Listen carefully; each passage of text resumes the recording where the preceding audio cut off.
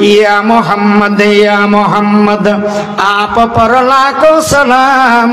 हामिद महमूद अहमद आप पर लाखों सलाम। या मोहम्मद आप पर लाखों दुरूद।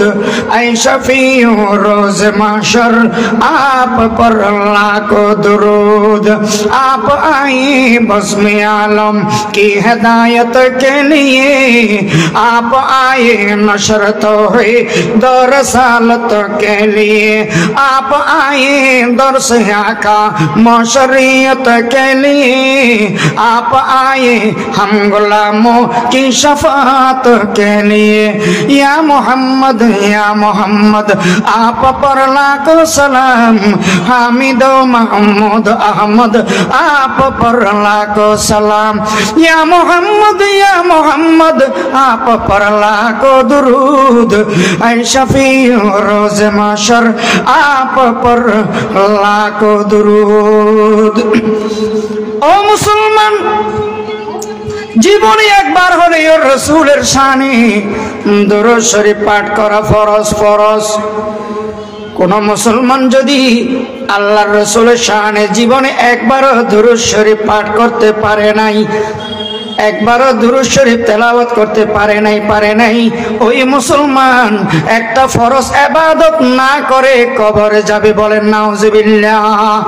এবং যে কোনো মাহফিলে, যে কোনো প্রোগ্রামে একবার হলেও আল্লাহর রাসূলের শানে দরুদ শরীফ পাঠ করা ওয়াজিব।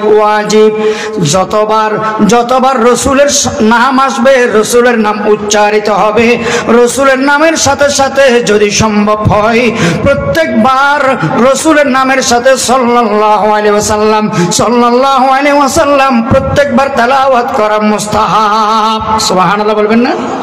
তাহলে জীবনে একবার হলেও দুরূদ শরীফ পাঠ করা রাসূলের শানে ফরজ। আর যে কোনো প্রোগ্রামে, মজলিসে, মাহফিলে একবার, শুরুতে একবার হলেও পাঠ করা ওয়াজিব। আর যতবার রাসূলের নাম উচ্চারিত হয় নামের সাথে সাথে প্রত্যেকবার দুরূদ শরীফ পাঠ করা মুস্তাহাব। قال رسول الله صلى الله عليه وسلم إن لله تعالى ملائكة سياحين في الأرض يبلغونني من أمتي السلام। আল্লাহ রাসূল সাল্লাল্লাহু আলাইহি ওয়াসাল্লাম বয়ান করেন যে দুনিয়ার মধ্যে এমন কিছু ফেরেশতা আছে যাদের চাকরি হচ্ছে, যাদের ডিউটি হচ্ছে অলিতে গলিতে, রাস্তাঘাটে, মাঠে ঘাটে ঘোরাফেরা করা, দুরূদ শরীফ কালেকশন করা, দুরূদ শরীফ চাঁদা করা।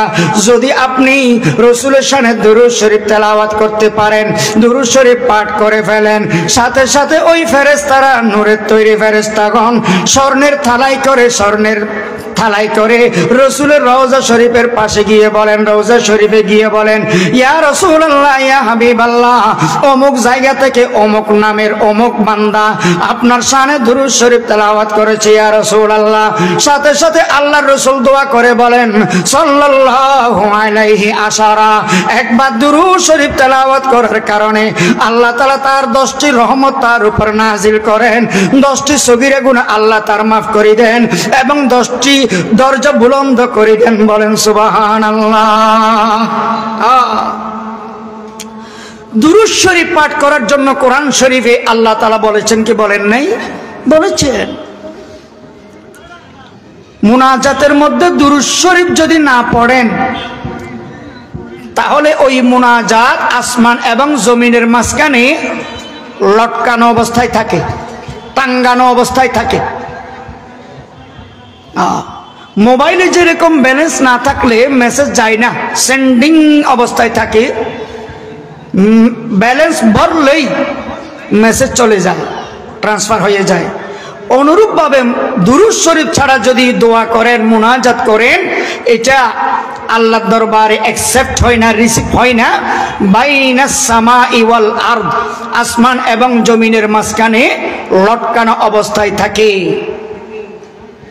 ওরে মুসলমান, মুনাজাতের আগে অথবা মুনাজাতের ভিতরে অথবা মুনাজাতের পরে যদি রাসূলের শানে দুরূদ শরীফ তেলাওয়াত করেন, সাথে সাথে ওই দুরূদ শরীফের উসিলায় আল্লাহর হাবিবের উসিলায় আপনার মুনাজাত আল্লাহ তাআলা কবুল করে ফেলবেন। বলেন সুবহানাল্লাহ।